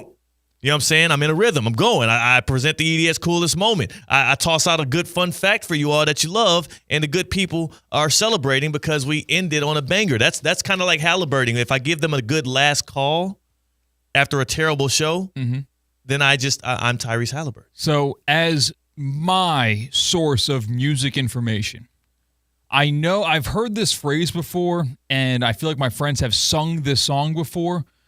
What's the song where they say, like, Halle Berry, hallelujah? Oh, okay. Right? There's something there, right? You're going to hate this because it goes against your favorite rap artist. No. The person who made that song is the guy that your favorite rap artist just got done getting squashed by in a beef. Oh, no. Yeah. That's a Kendrick Lamar song? Kendrick Lamar. It go Halle Berry, hallelujah. It go Halle Berry, Halliburton. Exactly. That's what I was going with there. Yes, okay. I created that one. I didn't hear that from everybody else. I've got what the Halliburton. Good Kid, Mad City. Okay. What are some other Halliburton puns or like phrases you've seen? I thought you were going to talk about that. I think it's Boss Man D-Lo, one of his latest songs where he said, what the helly burden? Oh. He says it. So that's what people are probably referencing that I just didn't even realize. Right. You definitely, that's what people are doing. Okay. And then you're saying, what are some other Halliburton puns? Yeah. Like the Hail Mary, the Halliburton, but it wasn't even a game-winning shot. Yeah. If he had a full court shot, then you have something there. But it does, like, oh my God, it's some magic. It's some magic in the ball when the Pacers have it and it's late in the clock. Question, Theo. They're incredible. When was the last time that we have had a NBA Finals game winner happen this late in a game? That's it. Damn. First of all, when's the last time we had an NBA Finals game winner? Yeah, it depends on how you exactly put the parameters. Yeah. Well, the answer to that. Okay, tell me the answer. Is Michael Jordan in 1997. Ain't no way in hell. 97 was the last time we had a shot this late or later. Of course, his was a buzzer beater. What? Are you serious? Mm-hmm. That's why it felt so special last night. Because we just haven't had that. The closest thing we've had to it was what? Kyrie Irving? Kyrie's shot. I thought about that, but that had a lot of time left. It was like 40-something seconds left. Yeah. The Cavs still had to have a good defensive possession in order to seal that Game 7 win. And it felt heightened because it was a Game 7 and not a Game 1. Right. I am looking forward to the next colossal NBA Finals moment. Like, that shot last night was probably the biggest NBA Finals moment since the Kyrie shot. Because that was a Game 7 where the Cavs nor the Warriors could put anything in the rim for like the last 8 or 9 minutes of that game. It got super tight. Nobody was getting buckets. That 3 felt like a 6 because you knew points were hard to come by at that point. By the way, Draymond Green was having a generational game. Out of all of the things to happen in a game where points were at a premium, Draymond had probably the game of his career in that Game 7, and nobody remembers it because the Cavs end up winning and Kyrie hits the big shot. Well, yeah, Draymond Green's known more for crying in the parking lot after the game and calling up Kevin Durant. Am I not mistaken? Oh, I've been corrected, by the way. Yeah. Jalen in the YouTube chat, and this is why I appreciate our good people who help us out in the YouTube chat. Jalen in the YouTube chat tells us that it is not Boss Man D-Lo that says what the hell it is Rob49. See, I wanted to correct you, but Right. I felt like it wasn't my place. I don't think that's a real thing. Rob49 is a real person. Like, this is a person that's putting out music. Oh, yeah. I stand corrected. But yeah, Draymond Green's known for his phone call to Kevin Durant that night, then his performance on the court that night, even though it was good. Robert Coleman Thomas, who goes by the stage name Rob49, is a rising American rapper from New Orleans. Shout out to Crib. Nice. Best known for his 2023 feature with 21 Savage on Travis Scott's song Topa Twins. It reached the Billboard Top 100. This kind of sounds like when Mike Rizzo talks about his Japanese cartoons he talks about. Hey, like, this is just relevant. all going flying over the head. This and is I don't, relevant. like, This is relevant. We want to know what the Halliburton came from. Or what the... Okay. Halliburton. He said it. He said Halliburton? He said it in the song. He said what? He started off saying two different things, and he led into what the Halliburton. I think it was just like a pun, and it became more relevant because Halliburton came out of nowhere and became Michael Jordan, as you said it earlier. Before Game 1 of the NBA Finals, we were comparing Shai Gilgeous-Alexander to Michael Jordan. Following Halliburton's game winner, despite he only scored 14 points, apparently he's the next MJ. It's weird. Weird times right now. But you know what? I'm cool with it because I stay hydrated. Hey, Culligan Man! I stay hydrated with that cool, pure, good water from Culligan Water. Now, what I will tell you is I know what's in my water right now, and it's all gravy. And that's because I did get a free water test from Culligan Water, and then I did get hooked up with the reverse osmosis system and my water softener system, and I feel comfortable, wholesome, and great about what I have going on in my home. Question is, do you know what's going on? It's not always possible to see contaminated water coming out of your faucet, but I will tell you this, the taste is difficult to ignore. When you get your free water test from Culligan, I want you to do this for me. Ask them, can I taste some Culligan water? And then try out your own faucet water, and you tell me the difference. You will know. The team at Culligan understands about all of the plastics and pharmaceuticals that are in your water, and they can help you remove them. All right? Reverse osmosis systems, and they have the water testing, and it's all designed to filter out the contaminants right at the source. Try it today for a low monthly rate. Right now is the time to get your free water test before the summer months get way too hot. You want some refreshing water in your home. You don't want to have to keep running to the store and getting it. Visit Culligan.com to schedule your free water test today. It is essential to the soul and the body. Culligan.com. Visit my friends at Culligan.com or just say, Hey, Culligan Man! after you type it in the URL box there. Culligan.com. Culligan Water. Yeah. On the other side, CCAT, we do need to get to more of the Panthers-Oilers talk. We have a team that is on the precipice of a dynasty.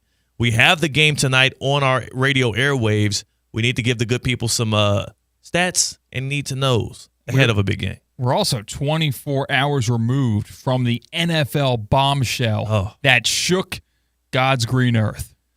I do have a raging question about this whole Aaron Rodgers situation and what it means for the rest of the league. We'll talk about it. Theoretically speaking on ESPN 106.3. Live from the Anajar and Levine Accident Attorney Studios. Anajar and Levine Accident Attorneys. Call 1-800-747-FREE. This is ESPN 1063. Hey, it's Tina. Okay, let's be real. When you need tires or a battery, you want someone you can actually trust, right? That's why I go to St. Lucie Battery and Tire. They've been keeping South Florida moving for over 50 years, and they're still family-owned. They've got all the big tire brands, plus batteries for pretty much everything. Their best price out the door guarantee means you know you're getting the best deal. So next time your car needs something, don't stress. Just go to St. Lucie Battery and Tire, slbt.com. Trust me, they've got you covered. The snowbirds are gone. Now it's just locals clogging the roads. So let's be neighborly to each other. No more brake checks, fewer middle fingers, and a lot more ESPN 1063. Go ahead. Try using your turn signal. Feels good, right?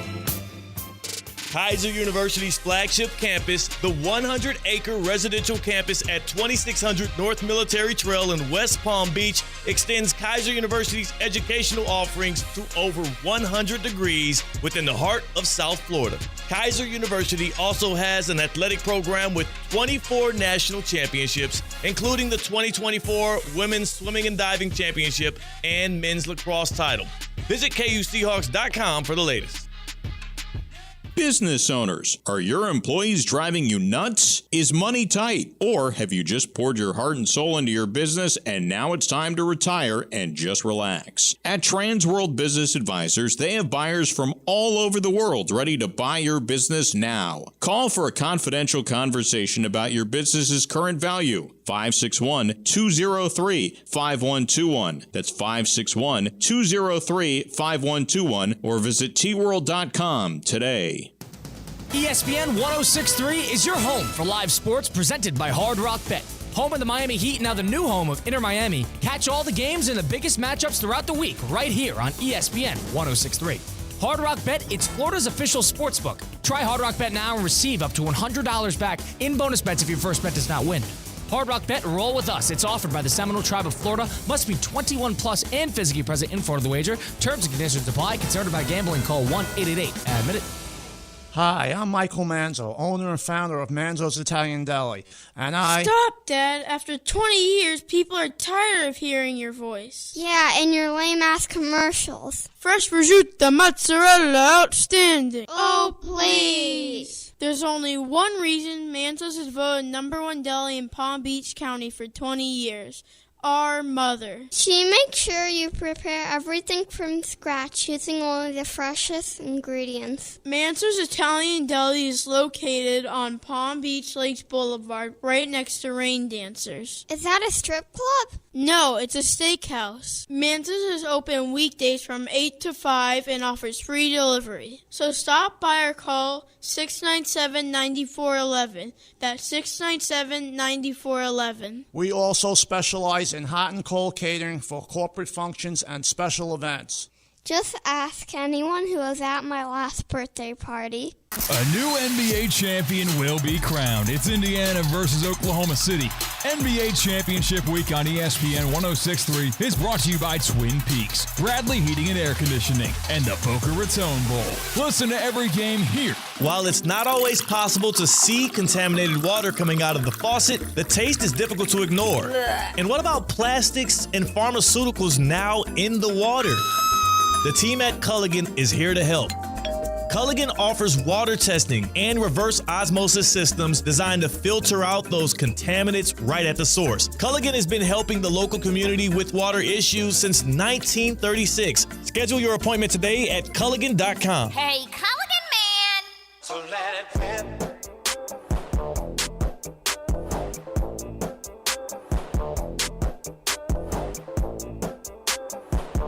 Live from the Anajar and Levine Accident Attorney Studios, Theo Dorsey is theoretically speaking.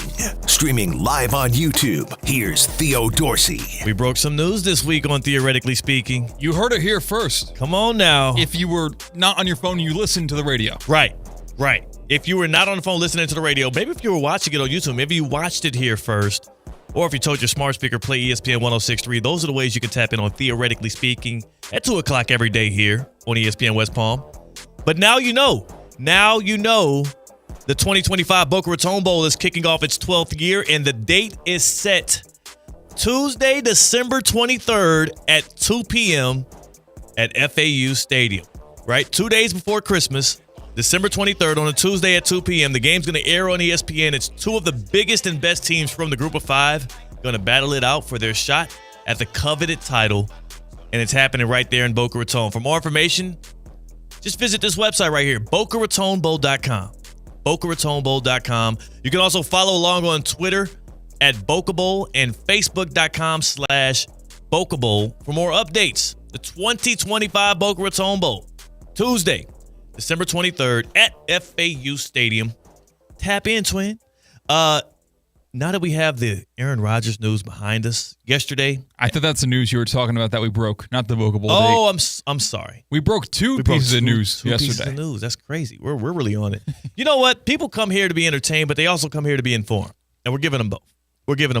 1-year deal to Pittsburgh. He's going to fly there. He might be on a flight right now. We know. He could be on a flight right now. Mandatory camp starts this week. And so Aaron Rodgers is headed to Pittsburgh to play for Mike Tomlin, to play in an offense coordinated by Arthur Smith. His number one receiver will be DK Metcalf. They got to figure out that number 2 spot. I think Roman Wilson, former Michigan Wolverine, is an option. They might trade for somebody at this point. Hell, Aaron Rodgers always has some good ideas of who can fit. Allen Lazard. You know he's coming. Is Lazard a free agent? Let me look that up Allen right quick. Lazard definitely bought a Pittsburgh Steelers hoodie on Fanatics last night. Of course. 29 anticipating the move. Allen Lazard is currently, despite Aaron Rodgers in Pittsburgh, Allen Lazard may prefer staying with the Jets via Yahoo Sports. Hell no. Hell no. That dude just might really like New York pizza. That's it. Because you can't cook good pizza in Pittsburgh. He must only like pizza. If that's the reason he's staying with the Jets, it has nothing to do with football.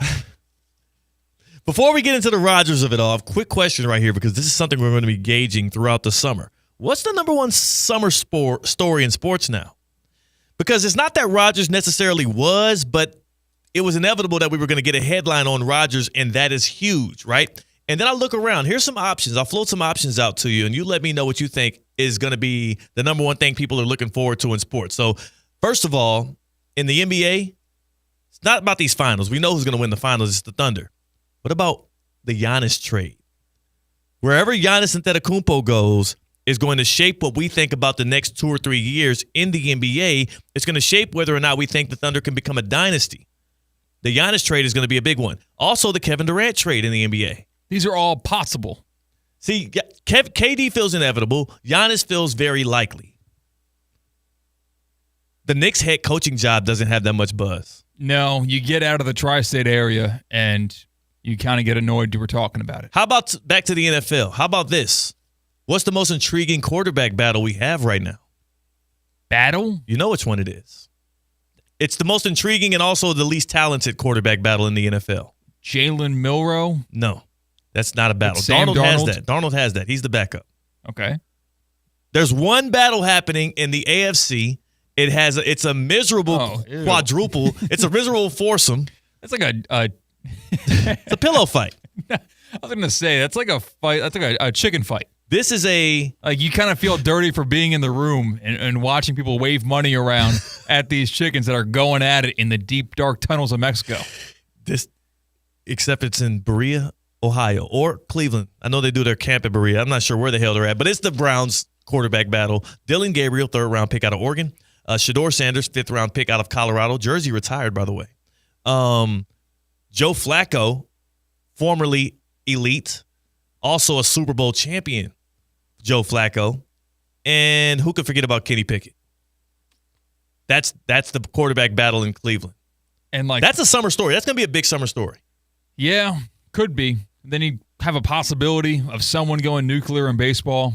Like if Aaron Judge challenges Barry Bonds, that would be the only thing that could happen. Is he going to bat 400? He has a chance? It's slowly, it's crazy because you go 1 for 3 with 2 walks, and that drops your batting average, which is a spectacular game. That's what you could ask for. So he probably won't finish the season batting 400 or better, but he's going to have a great year. He's still 391, I think last time I checked. Oh, 392? Right. He's right there. I mean, it's so far, though. 392 is so far from 400. And he's dropped to 392. Right. He hasn't risen from 350 to 392. Right. And it's because, like I mentioned, you can have good games that lower your batting average when 400 is the mark. So you would have to have someone challenging for Barry Bonds to win the story of the summer. But you do agree if he becomes a guy that is actually somehow, some way contending for 400. So if he's flirting with batting 400 for the season, that will become the story. I don't think the Barry Bonds record is in sight. No, Triple Crown honestly wouldn't do it. The 400, it would have to be batting 400. That's unheard of. When's the last time somebody batted 400 in Major League Baseball? It's just so early, too. I'm not even giving it credit. I know. I'm just saying. I think it's impressive that it's been this far, that he's in range. I'm not even considering it as a possibility. Okay. All right, we'll wait. I'm a little ahead of myself. Sorry. I apologize. 61 games is a solid sample size, but I apologize. A little bit over a third. Yeah, it's not bad. That's a good chunk. Sure. A third is a good chunk. That's enough of a data set for a statistician to walk in and say, okay, I can do something with these numbers. So that's all I'll say. I'll leave it at that. So no summer story coming out of baseball is what we can agree. If Judge really was on that home run prowl, that could have been it. Okay. But he kind of slowed down in terms of his power surge than you thought in the first 15 games of the season. If the Panthers win the Stanley Cup final.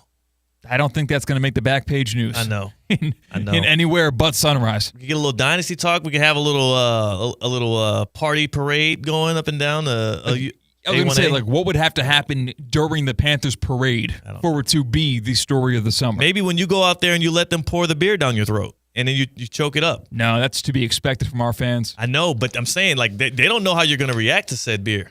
Oh, that's true. Yeah, that might become a summer story. I am psychologically allergic to beer. Have you heard that? Have you talked to one of our interns here? And I won't out said person, but one of our interns here went sports TV broadcast viral for his or her reaction during a big college football game this past year. Have you heard about that? Because I want that story to be told on these airwaves soon. So their reaction to a big college football game. They were one of the people that got pointed out in the crowd as somebody that was reacting hilariously, and the broadcasters kept mentioning said person. Oh, I think I do. It was a Florida fan during the Miami game, right? Yep. I want that story told because I think it's hilarious. So we're going to do that at some point. It's not as bad as was the Texas fan or the Georgia fan who just had a big ass head. I remember that one. That went viral last year. He's had a big head. That was the only thing about it. His favorite football team was losing. And then the ESPN broadcast just cuts to a disappointed junior in college who just has a frown on his face. And the only thing about it is he has a big head. He just has a big head. That's it. There was remember the Jets reporter that Brett Favre got in trouble for stalking and harassing? She gained her notoriety because she was discovered at a college football game by Brett Nussberger. Wait, I don't think that's true. I think you had two different people. Kristen Webb? Was that her name? Yeah. The lady that AJ McCarron's, I think, wife now, but at the time, girlfriend. I think they're two different people. No. Let me see. We're going to look this up. No, I'm right. Because Are you sure? Yes, I'm right. I just watched the Brett Favre Netflix Untold story. Maybe Brett Musburger did that 2 times, and I only saw one of them. Twice, yeah. This is the lady that received the pictures of the junk from Brett Favre. Right. So he did it to multiple women? Not Brett Favre. No. Brett Musburger, maybe. Yeah, national. Oh, yes. Okay, yeah. Brett Musburger discovered Jen Streger. Okay. Jen Sturger. Yep. Because she ended up being the Jets reporter and whatnot, and then Brett Favre harassed her to the ends of the earth, allegedly. Or I guess not allegedly because it actually happened. She received the pictures. And you know the craziest thing that came out of that untold story? What? Yeah, it was the FSU cowgirl. She was pointed to multiple times in a broadcast of a Seminoles game, and the reasoning for them pointing to her multiple times was just because she looked good and she was only wearing a bra. I got you. These are 2 different Brett Musburger stories. Okay. Because the same thing happened with AJ McCarron. Yeah, afterwards she became famous through social media, Reddit and all this stuff, and then she ends up becoming a Jets reporter, doing some Jets team stuff, and then Brett Favre comes to the Jets, similar to how Aaron Rodgers came to the Jets, but then Brett Favre was like, my wife's not enough. I need more. We are covering a lot of ground in this segment. We are. What the hell were we supposed to be talking about? Oh, Aaron Rodgers. Speaking of following in Brett Favre's footsteps, Aaron Rodgers, we finally have our some closure to the Rodgers story. He's going to suit up for the Steelers this year. They're welcoming in the distraction, and I'm sure Mike Tomlin hopes he will not be said distraction. Here's my question. Who has more to lose here in this one-year trial for the Steelers? Is it Aaron Rodgers, who for the past 3 years has done nothing but tarnish his future Hall of Fame legacy, or is it Mike Tomlin, who for the past 8, 9 years, 10 years almost, has done nothing but tarnish his future Hall of Fame coaching legacy by tying himself to bad quarterback play? Because it seems like both are about to happen. The Steelers seem destined for a losing season, and Aaron Rodgers seems destined, especially as he's coming in late, once again, showing a lack of commitment to football once again, and keeping a team waiting on him in the way in which he did once again. It does feel like it's a little bit less certain as to this thing being a win-win-win, a surefire thing. I believe Rodgers has already kind of hurt his image, and he'll have this quote-unquote revenge tour readied up. But I do think that for Mike Tomlin, because we learned through Adam Schefter and the reporting around this that Tomlin was the one that enabled the timeline, Tomlin was the one that wanted Rodgers and allowed for this to happen in this way, this to me is a dismissal from what I believe Mike Tomlin to be. He seemed like such a no-nonsense, kind of like how Aaron Glenn sat down with Rodgers and was like, "You want to play football?" And Rodgers was like, "Ooh," and he was like, "Well, get the hell out of here. You're done." I would have assumed Tomlin would be like that, but it seems like he's the opposite. I'm confused. Who ran out of patience for this version of Aaron Rodgers. You're 100% right. Like, if you were to just tell me the headline, Rodgers signs with Steelers, I would have told you, that must be a management decision. That must be a Cleveland Browns situation where there's a disconnect between head coach, GM, management, and the owner or the GM is looking at their current quarterback room and is thinking, Mason Rudolph, not going to cut it. Will Howard, not going to cut it. I don't care that we just drafted him. We need to have a veteran, a respectable name, don the gold and black. And so here's Aaron Rodgers. He's available. Why aren't we taking him? Deal with it, Mike Tomlin. I don't care if you don't like the guy personally or don't like what he might do in the locker room. But no, this was a Tomlin-initiated free agent signing. That's weird. That's odd. That makes me believe that it has an inkling of a chance of working. The thing that makes me believe it won't work is the last 3 years I've watched from Aaron Rodgers, and also the one glimmer of hope. The reason why people around the Jets feel like things might go well finally this season, they have a breath of fresh air, is because of the departure of Rodgers. Whereas now, are the Steelers supposed to believe they now have hope? Like, are they supposed to feel like, okay, this is it. If we got him. We got Aaron. Like, we know what Aaron Rodgers is at this point. He'll be 42 years old. And he also is a guy that is not 100% locked in on. Like, Cam Ward is up at 5 a.m. every day at practice, leading his bunch, getting to know his guys. Aaron Rodgers don't know nobody on that damn Steelers roster, and neither do we. And he's just about to pull up for camp. We don't know, man. We questioned Mike Tomlin a whole heck of a lot last year when he decided to sit Justin Fields when the Steelers were, at the time, 4-2, if I recall correctly. 4-2. And Justin Fields was starting from the beginning of the season because of Russell Wilson's injury. Once he got healthy, Wilson got the start, even though the Steelers were outperforming expectations in such a tough division. And then Russell Wilson rattled off a bunch of wins in a row from the very moment he stepped on the field. And yes, an NFL season's a long time. So perception of a team, perception of a head coaching decision changes and evolves every single week. It eventually looked like a failure of a season. Yeah. Even though it looked like a lost season to begin with, Russell Wilson, Justin Fields, there's not too hardcore stability. Both two guys trying to prove something. He just stepped into another situation where you've got a quarterback who's trying to prove something. He's coming out of the bargain bin. One was younger with Fields. One was older at a similar spot in his career in Russell Wilson that Aaron Rodgers is in. That doesn't make me feel any more comfortable about what the Steelers have just done. I'm trying to look on Hard Rock Bet right now. The Steelers line for wins in 2025 with Aaron Rodgers in-house, 8.5. I don't think it changed from when he got signed because it was kind of presumptive that he was going to be there. So the Steelers, they set the win total at 8.5. The Jets' win total is at 5.5. I got to ask a real serious question right here today. Who do you think wins more games? The Steelers have a worse roster than what the Jets had last year. And Aaron Rodgers was the quarterback of the Jets, and they won 5 games. The Jets feel like they have a new breath of fresh air with a quarterback with mobility, with a team that is refreshed and happy to be gone and departed from Rodgers. And it's now Justin Fields, and it's now Aaron Glenn, and it's a new staff. You got the Lions, former Lions offensive coordinator down there to help lead your offense. Who's going to win more games this year? Hard Rock Bet seems to believe that the Jets are the better team, the Steelers are the better team.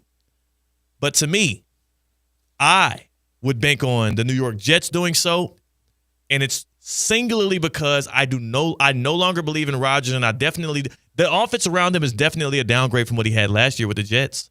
Breece Hall, Garrett Wilson. You turn that into Caleb Johnson, a rookie, and DK Metcalf. I'm not sold.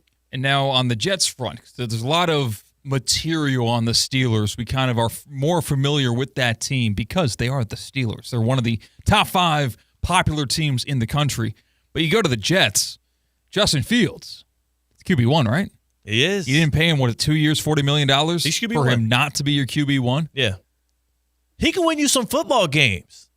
If he protects the pill, he can win you some football games. He's going to have to improve as a thrower here and there, but I think they're going to lean heavily on the run and heavily on the defense. Last year, the Jets threw the ball more than anybody in the league, it felt like, and Aaron Rodgers has stats that look pretty, but when you go into the details and the nuts and bolts of it, actually ain't that good when it comes to impacting winning. That's why they were so bad. We'll see if things change under a new regime with a new quarterback, and I do think that Vegas has this one wrong.